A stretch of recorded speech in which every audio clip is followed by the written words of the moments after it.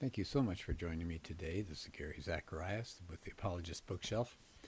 I had started a chapter. I always hate when I do that. I start a chapter and then realize I'm kind of running out of time because I don't want to make these really long podcasts. I like to keep them bite-sized. My goal, if you're wondering, was to keep them, I don't know, 15 to 20 minutes, maybe 21 minutes, which to me gives people enough time to run an errand or to take a short walk or something and not have it drag on forever. So occasionally I'll run into a book I like a lot and it's got a really meaty, wonderful chapter with a lot of good information, and I don't finish it in my time that I'm at least thinking about doing for a podcast. So this is what happened when I did the first chapter of Apatheism by Kyle Beshears. I just did part of chapter one, but I can summarize it really quickly. I'd like to continue with the chapter, maybe even get into chapter two. And he's talking about the cultural conditions of apatheism, saying people today don't want to argue with you about God. They find it kind of uninteresting. And he says, how did we go from being a world where people viewed God as critical to our lives like they did in the Middle Ages and all? Now he seems so unimportant.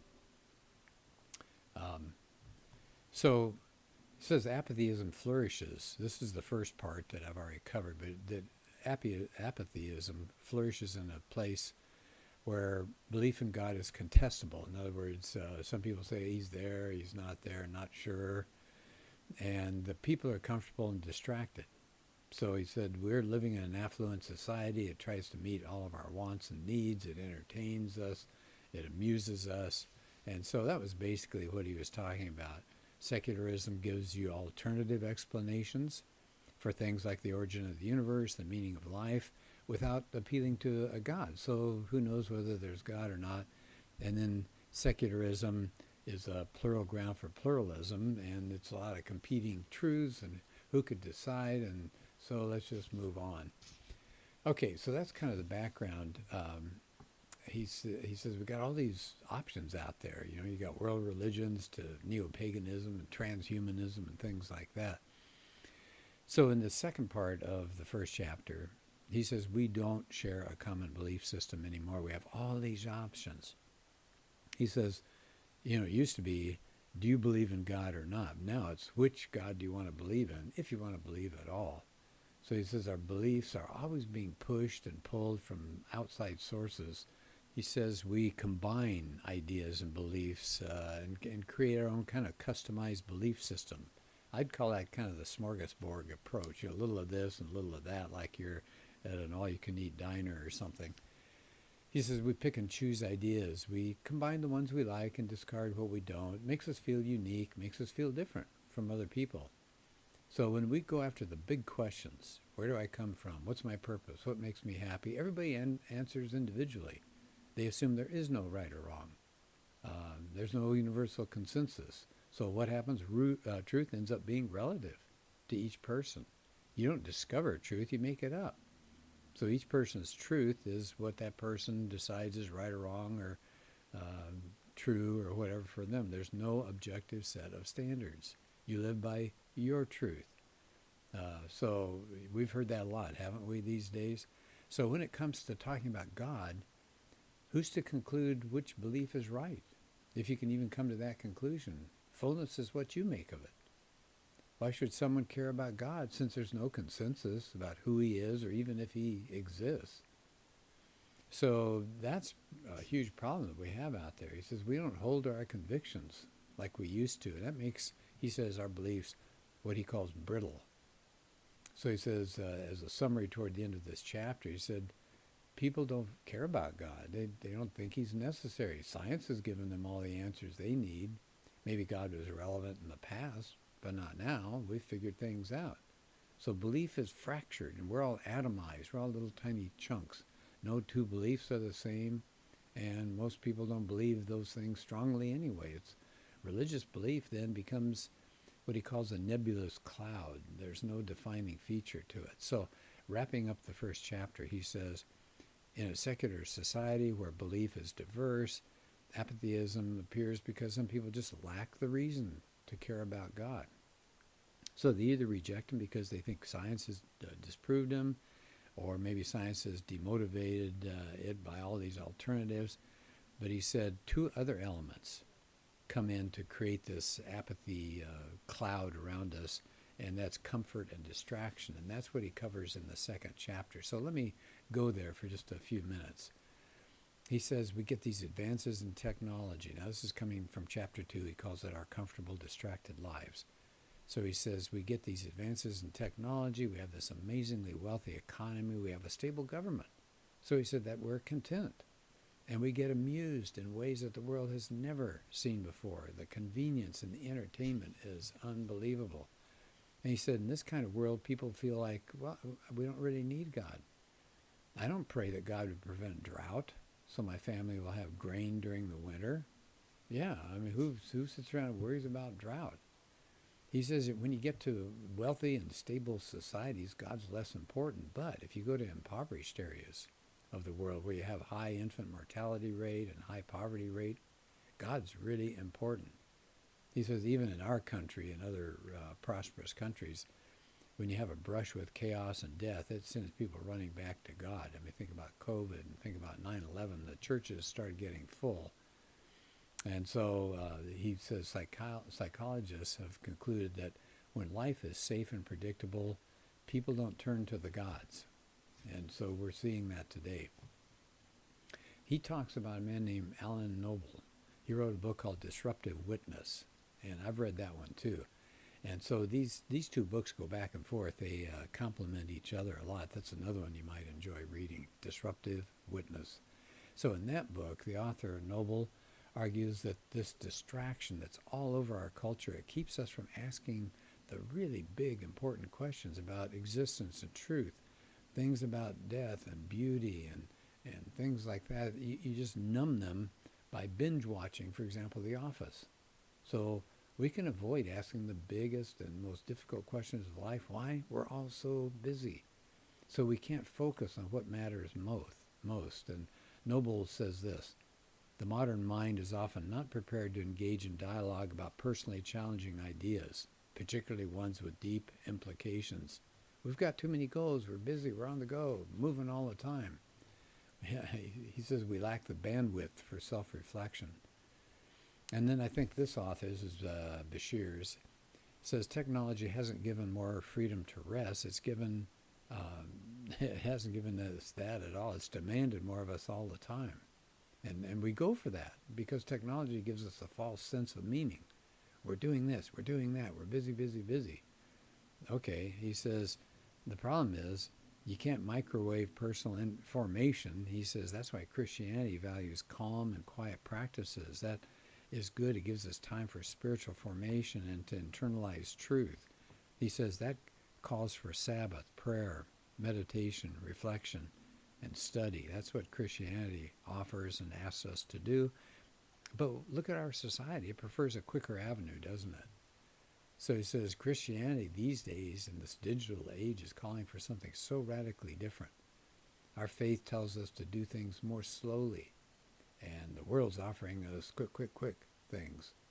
So time is a commodity in the modern world. Most of us have bankrupted ourselves. We've spread our attention so thin across multiple platforms. We don't listen to sermons. We don't read scripture. We don't pray. Belief in God seems out of date. It seems so slow.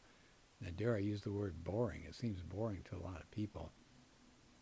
So he says that we are always going like crazy at work because we equate who we are with what we do. We're busy being, not just doing. So he says in this distracted world, God just isn't unneeded. He's unnoticed. There isn't time to even think about him. We're just so busy getting our stuff done. So he said, it's in this soil of diversity and wondering whether there's a God and all this comfort and distraction, that's where apatheism grows and it really flourishes. So he said these are the four factors that keep us from the reasons apatheism exists. People lack a reason to care about God and they lack the motivation. So I think that's crucial. That's really important. Then he sums it up toward the end of the chapter here. He said, This is the core reason why apatheism exists. We don't want to care about God. We've developed an antipathy towards spiritual contemplation. We don't want what's going to follow, which is a change in who we are and how we live.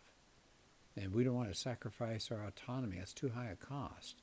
So we just protect it through the shield of apathy. I see that all the time in my life. I'll have to admit it. Prayer comes hard for me, and spending time reading the Bible. And I've always got my to-do list. I bet you do too, whether you write it down or it's in your head. I've always got so many things going on. I retired several years ago from teaching. I do continue to teach a class or two each semester, but I thought, okay, this will be interesting. What am I going to do with all that time? You probably know where I'm going with this. What I did with the time is I started filling it up with stuff to do, like these podcasts. I enjoy them. They're fun for me. I hope they're helpful to the listener, but it's one more thing that keeps me from slowing down like he's talking about here. So as a summary to his chapter, he says, apatheism occurs when someone thinks and feels God is unimportant. So in short, he says, apatheism exists. People lack the reason, they lack the motivation, they lack the will to care about God. He's not needed to explain why we're here. Evolution does that. Science has given us the answer. And he says, besides that, what version of God is going to lead to truth anyway? Which God? Is it the God of Islam? Is it the God of the Mormons? And on and on and on. Which one? You got this huge range of beliefs. It's overwhelming. And people are just, it's too much for them. They'd just rather tune that out. God's unnecessary for our fulfillment. But we get our happiness, how? Affluence. Buy more toys. Make sure we have the latest maxed out credit card on all these areas. We have a distracted pursuit of meaning. Yeah, we do. So he says, when all is said and done, apatheists don't want to care because their wants have been trained to look elsewhere for meaning and joy. Isn't that the truth? We are looking elsewhere for meaning and joy.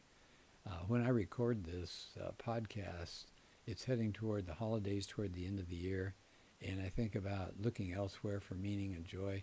The Christmas season, when that comes, people do get joy from that. But you notice the joy is buying, and even if it's buying for other people, as nice as that is, that's a different kind of joy than what the Christian message is supposed to be. They get joy from singing songs. They get joy from hot chocolate and fireplaces and all that kind of stuff, and nothing wrong with those things. But the joy comes from someplace else, doesn't it? So those are the first two chapters of the book. I think that's good. And he's got one more chapter called Exploring Apatheism in Detail. And then the part that I will get to eventually is the second half of the book. By the way, it's a really short book, about 120 pages, but a lot of good material to think about. So it's part two that I want to get to, which is, all right, now that you know what's the basic mindset of people in our society, what's keeping them from thinking about Christianity and thinking about a God who may exist out there, how do we engage?